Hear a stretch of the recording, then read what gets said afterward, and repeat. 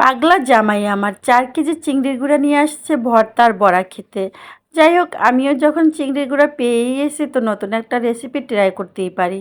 এই রেসিপিটা কখনো আমি ট্রাই করাই দেখিই নাই, চিন্তাও লাগে নাই। ভাবলাম আমার পেজের জন্য একটা ভিডিও হয়ে যাবে আর মজার একটা আইটেম খাওয়া হয়ে যাবে। আপুরা নতুন নতুন রেসিপি দিয়ে আমাকে খালি লোভ লাগায়, তাই আমি একটু ট্রাই করার চেষ্টা করলাম। যাই হোক, রেসিপিটা ট্রাই করার জন্য কিছুটা পরিমাণ মসুর ডাল নিয়ে এসেছিলাম, প্রায় আধা ঘন্টা পর্যন্ত ভিজিয়ে রাখছি। তারপর অল্প পরিমাণে চিংড়ির গুঁড়া, এরপরে হচ্ছে 2টা কাঁচামরিচ, সাথে হচ্ছে 2টা পেঁয়াজ, 2 কোষ রসুন, আর হচ্ছে বিলাতি ধনিয়া পাতা, আর এমনি যে পাতা ধনিয়া পাতা সেটাই নিয়ে নিচ্ছি। তো এর সাথে না আমি আবার একটা শুকনো মরিচও অ্যাড করব। আসলে কাঁচামরিচ যতই দেই না কেন মনে হয় কি শুকনো মরিচ না দিলে সেই খাবারটা সুস্বাদু হয় না। তারপরে একটা শুকনো মরিচ নিয়ে নিয়েছি, বেশি লাগেনি, কারণ বাচ্চারা আবার অত ঝালও খেতে পারবে না। তো যাই হোক, এরপরে যখন ব্লেন্ড করা হয়ে গেল, আমি আবার এই উপকরণের সাথে কিছু উপকরণ আরও মিশাবো। তো সামান্য পরিমাণ হলুদের গুঁড়া দিলাম, এরপর কিছুটা পরিমাণ মরিচের গুঁড়া, সাথে একটু সরিষার তেল আর পরিমাণ মতো লবণ। তো লবণ দেওয়ার পরে খুব ভালো করে আমি আবার হাত দিয়ে মাখিয়ে নিলাম। খুব ভালো করে মাখিয়ে নিলে সব উপকরণগুলো একসাথে মিশে যাবে। যখন খুব ভালো করে মেশানো হয়ে গেল, এখন আমি লাউ পাতা নিয়ে নিয়েছিলাম।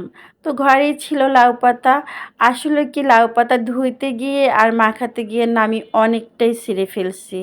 যাই হোক, প্রথমবার রেসিপিটা ট্রাই করছিলাম তো বুঝতে পারি নাই কিভাবে কি হবে।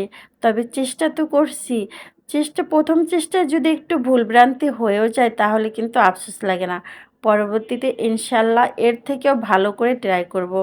যাই হোক, যতক্ষণ পাতাটাতে আমি পুরো উপকরণ মেশাচ্ছিলাম তো আমি না ভাঁজ দিতেই পারতেছিলাম না। ওই যে বললাম আমি ফার্স্ট টাইম ট্রাই করতেছি। তো আসলে কি নতুন কিছু ট্রাই করতে গেলে একটু হিমশিম খেতেই হয়। যাই হোক, সবগুলোতে মাখানোর পরে আমি আবার আমার বরের জন্য প্রথমত একটা ভেজে নিলাম, কারণ সে চলে যাবে তার জন্য খুব দ্রুত করে একটা ভেজে দিয়ে তাকে খাওয়াই দিছি। তারপরে হচ্ছে দুপুর টাইম আমরা আর খাইনি, তো ভাবলাম সন্ধ্যা নাস্তা হিসাবেই খাওয়া যাবে। এরপরে একটা ফ্রাই প্যানের ভিতরে তেল দিয়ে আর বাকি ছিল 4 পিস, তো সে 4 পিস আমি অনেকটা সময় নিয়ে ধৈর্য সহকারে আস্তে আস্তে করে ভাজছি। আসলে আমরা যে স্বাদটা ফিল করতে পারছি, আমার বর তা পারে নাই, কারণ তার সময় আমি খুব দ্রুত করে ভেজে তাকে খাওয়াইছি। সে হয়তো সেই স্বাদটা উপলব্ধি করতে পারে নাই যেটা আমরা করছি। আপুদেরকে দেখছি তারা না গরম গরম ভাতে এই বড়া রেসিপিটা খায়, কিন্তু আমরা না খালি খেয়েছি, অনেক মজা ছিল। ধন্যবাদ আপুরা নতুন রেসিপি শেখানোর জন্য। ভিডিওটা কেমন হলো সবাই অবশ্যই জানা।